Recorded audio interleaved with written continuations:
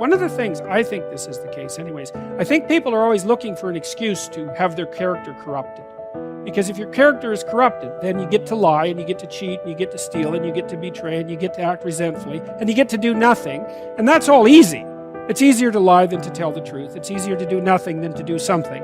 So there's always part of you thinking, well, I need a justification for being useless and horrible, because that'd be a lot less work.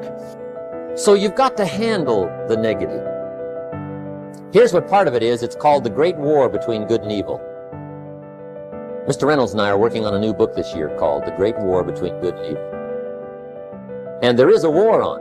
The minute you were born, you got involved in the war between good and evil, between darkness and light, between negative and positive, between evil and good, between tyranny and democracy, between weeds and human activity. I mean, the war is on. So then what's necessary is a system in which the good side is always winning, but never is the winner. Where the evil side is always losing, but never is the loser. That's a very practical arrangement for a successful ongoing game which will keep everybody interested. And you must recognize then that this outgroup is your necessary enemy, whom you need. He keeps you on your toes. But you mustn't obliterate him. If you do, you're in a very dangerous state of affairs. But darkness is always trying to move in and take all the territory. But if you turn on the light, its energy starts to repel darkness. Darkness begins to move away. And the brighter the light, the further away the darkness must move. If you walk into a dark room and turn on the light, the darkness is what? Gone. But here's the point to remember, not very far. The darkness seems to be, yes, it's gone, but it's waiting for its chance. That if light loses its energy, darkness has a chance now to move back in. Battle between good and evil on a playing field of chaos and order. It's the eternal game.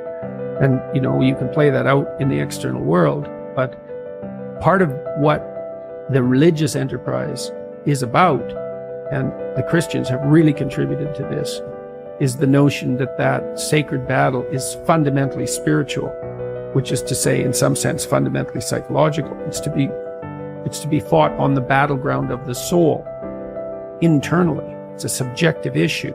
How do you defeat evil? You defeat the evil in your own heart. That is how you do it. Now here's the good news about the war between good and evil. Evil is no match for good, but good must be active. Weeds are no match for human activity, but if you stand still, how far in will they come? All the way. They'll grow right up around your shoes. But if you get busy, how far back can you take them? As far as you wish.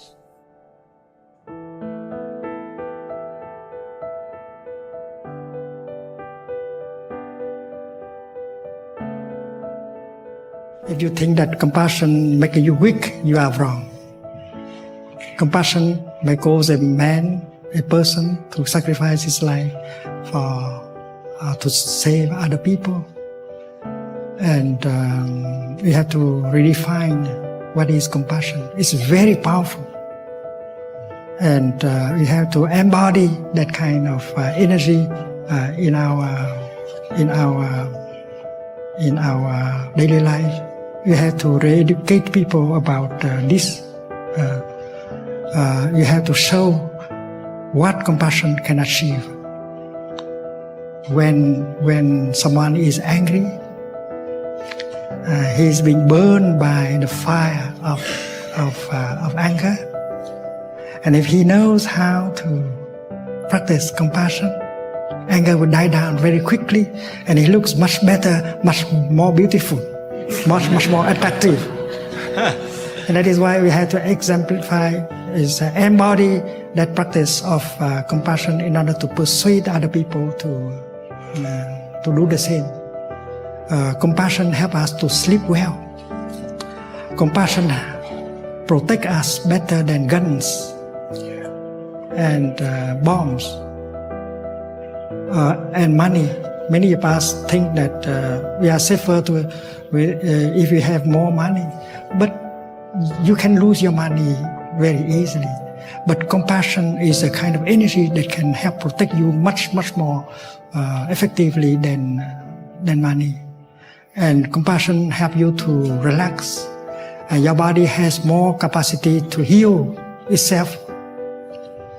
Compassion help you to be pleasant, to be loving, and you can restore communication with the other person easily if you have compassion in yourself. You understand the other person. Your compassion can help you do your business better because you are in good relationship with other people, including your employees. So you can list a lot of qualities of compassion, and we should have a man, a woman, a community of men and women practicing compassion like that, in order to show people that compassion is something very powerful.